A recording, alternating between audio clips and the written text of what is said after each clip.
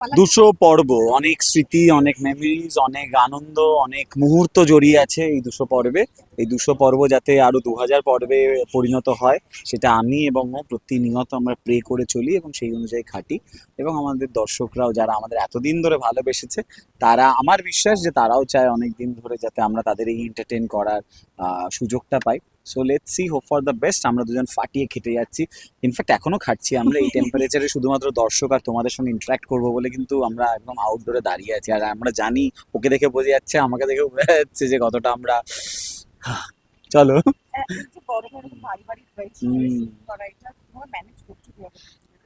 Manage তো করতেই হবে, কারণ আমাদের গল্পটাই এরকম যেহেতু।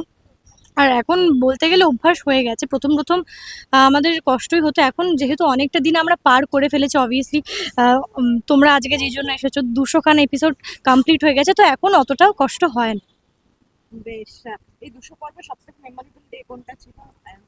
200 পর্বে সব থেকে মেমোরেবল ডে অবভিয়াসলি প্রথম এপিসোড, যেদিন আমি শ্যুট করছিলাম, যেদিনকে ওকে চিনলাম, আমরা দুজন মিলে প্রথমবারের জন্য দেবদত্ত এবং রূপমতী হয়ে উঠলাম। আমার কাছে প্রথম দিনটা আমার জন্য খুব স্পেশাল ছিল, কারণ আমি একটা নতুন চরিত্রের জন্ম দিলাম সেই দিন। আর দুইটার কাছে সেম ও যেটা বলছে। আর আমাদের ফার্স্ট যেদিনকে এপিসোড, থ্যাংক ইউ, খুব ভালো Thank you. লাগছে। আমাদের এখানে একটা টিভিতে সবাই মিলে একসঙ্গে দেখেছিলাম, তো ওই দিনটা আমার খুব Giant এখনো screen. মনে আছে। তো জায়েন্ট স্ক্রিনে আমরা একসাথে দেখেছিলাম আমাদের ফার্স্ট এপিসোড। প্রবাবলি বেশ। 200 পর্বে কতবার ঝগড়া হলো? 200 বার কি পেরিয়ে গেছে? ঝগড়া, ঝগড়া তো বন্ধুত্বের পার্ট। ঝগড়া না হলে বন্ধুত্ব কিসে? 200 বার কি পেরিয়ে গেছে? হ্যাঁ, ডিপেন্ডস। হ্যাঁ, গুনিনি কখনো ঝগড়া, কেউ গোনে? কখনো কেউ বলতে পারে আমি ওকে অতবার ভালোবেসেছি, আমি ওর উপর অতবার রাগ করেছি? ওটা হতে থাকে, আর খুব ঝগড়ার নর্মাল ক্ষেত্রে প্রসেস। সবথেকে বেশি সরি কে বলেছে? আমি বলি না। আমি ও সরি বলে বলি না। না কাউকে। তাহলে মিলটা হয় কি করে? হয়ে যায়। যে হয়ে কানেকশন। আচ্ছা, 200 এপিসোডে দাঁড়িয়ে একে অপরকে তো অনেক ভালো করে চিনেছে দুজনে। আয়ানের সবথেকে একটা সিক্রেট যেটা হচ্ছে, তুমি অবজার্ভ করেছো এতদিন, এটাও কাউকে প্রকাশ করে না, মানে দেখে অবজার্ভ করেছো। ওটাই যে ও নিজেই খুব, মানে ওর মানে ও কি করছে, কখন কোথায় যাচ্ছে কিছু বোঝা যায় না, এটাই একটা দেখে আমি বুঝেছি। আর আয়ান সেম সেম। ও ও কখন কি আরে হবে না। নতুন কিছু গসিপ চাই, কি গসিপ দিই, কতটা দিই সেটাই ভাবছি। মানে আমার মাপকাঠিটা আমার ঘুষের উপর ডিপেন্ড করছে, কত টাকার আমায় খাওয়াবে বা কি, সেই অনুযায়ী চেপে যাবো ব্যাপারটা। তবে ঠিক আছে, ছেড়ে দিলাম আজকে, না এটা পরে ডিলটা করে নিই, নেক্সট ইন্টারভিউতে আমি ডিসক্লোজ করবো এটা। আপাতত বলো কি জানতে চাইছিলে? এই যে 200 পর্ব পেরিয়ে গেল, কোনো সিক্রেট, যেটাও জানাতে চায় অবজার্ভ না। করেছো, অবজার্ভ করেছি, যেটা ও জানাতে চায় না কিন্তু তুমি বুঝতে পেরে ও মারাত্মক জোরে স্কুটি চালায়। এটা যেটাও স্বীকার করে না, জানাতে চায় না, বাট আমি যখন প্যাকআপের পর গাড়ি নিয়ে বেরোই, ও স্কুটি নিয়ে হুশহাস করে বেরোয়, যেটা ওকে পরের দিন বলার পরও বলে, কই আমি তো আসতেই যাচ্ছিলাম, তোমার মনে হয়েছে এরকম? আমি বললাম হর্ন মারছিলাম, দেখতে পেয়েছিলে? দিতাম যদি। না, আমি দেখেছি তো তুমি গাড়ি নিয়ে আসছিলেন, সাইড দিয়ে বেরিয়ে গেলাম। সো এটাও কাউকে বলতে চায় না, বাট এটা ওর একটা গোপন সিক্রেট। ও হয়তো স্পিডটা বোঝে না, কিন্তু ভালো বেশ জোরে যায়। তোমাকে কি চড়িয়েছে স্কুটিতে?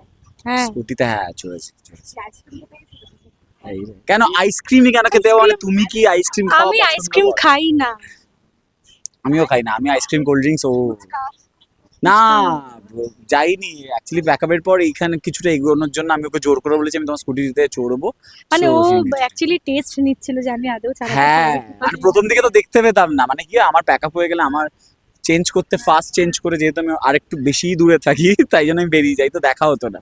তো একদিন ওই টাইম ম্যাচ করেছে, আর আমি শুনতাম ও স্কুটি নিয়ে আসে, আর যখন আসে আমার থেকে 10-15 মিনিটস বা হাফ অ্যান আওয়ার আগে ওর কল থাকে, তো ওই ঢুকে যায়। স্কুটিটা জানি আছে, মানে ও আসে বা যায়, তো চড়া হয়নি কখনো, তো সে টাইম ম্যাচ করে গেলে দেখা হয়েছে, এই আর কি। বেশ, ফার্স্ট টাইম চড়ে অভিজ্ঞতা কিরকম হচ্ছে?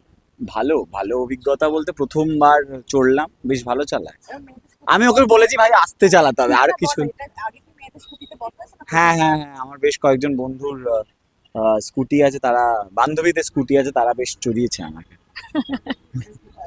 এ কেমন, প্যাসেঞ্জার কেমন ছিল? ও তো মানে ও বিশ্বাসই করছিল না, ও ভাবছিল আমি ওকে ফেলে দেব, কিন্তু তারপরে বলছে না, ভালো চালাও তো।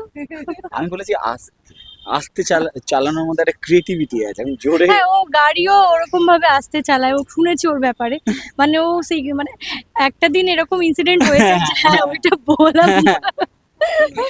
আরে আমরা এখানে আড্ডা মারছি আমরা সবাই শুটিং এর আফটার প্যাকআপ এই আমরা জায়গায় স্টুডিওর গেটের বাইরে, হ্যাঁ, সবাই মিলে একটুখানি আড্ডা মারছিলাম। এবার আমি আড্ডা মারতে মারতে আমার ব্যাগটা ও স্কুটিতে যাবে, এবার আড্ডা মারতে মারতে স্কুটির উপর তোর ব্যাগ রাখা যাবে না, বেশ দুটো বড় ব্যাগ আমার গাড়ির ডিকির উপর রেখেছে, রেখে আড্ডা মারছে। এবার জয়িতা তো বিং জয়িতা স্কুটিটা স্টার্ট দিয়ে চলো বাই বাই বাই, আমি আর ওর ভাই হয় রাজ আর আরেকজন ছিল, অভিরাজ তো আমরা ছিল, তিন হ্যাঁ। চারজন ছিলাম, ওই গল্প করলাম জাস্ট 5-10 মিনিটস এর, ও ব্যাগটা রাখলো, গাড়িটা নিয়ে স্কুটি না না, নিয়ে বেরিয়ে গেল। ব্যাগটা আগে রেখে ব্যাগটা আমি রেখে ওদের আড্ডা সঙ্গে ফাড্ডা গল্প মারছিল, যা করছিলাম। হয় ব্যাগ হাতে নিয়ে গল্প করবে, স্কুটিতে রাখাটা চাপের, ওর উপর রেখেই আমি লিটারালি বেরিয়ে গেল, আমি গাড়ি স্টার্ট দিলাম, না, ওর বাড়ি চলে গেছে। ও যে বললো জয়িতা বিং জয়িতা, ও যে গাড়িতে উঠেছে, পিছনে একটা মেয়ের ব্যাগ রাখা, আমি তাও দেখিনি। মানে গাড়ির পিছনের সিটে না, পিছনের মানে ওটাকে কি বলে, বোনেট বলে তো, ওই ডিকি। ডিকির ওপর আমার রেখেছে ও সেট, মানে ওর জয়িতা ব্যাগ, বিং আমি জয়িতা দেখিনি। বললো আয়নও আমার ব্যাগটা খেয়াল করেনি, ওই ব্যাগ শুদ্ধ নিয়ে ও গাড়ি চালিয়ে রানীকুটির মোড় অব্দি চলে গেছে, ব্যাগটা পরেও নি।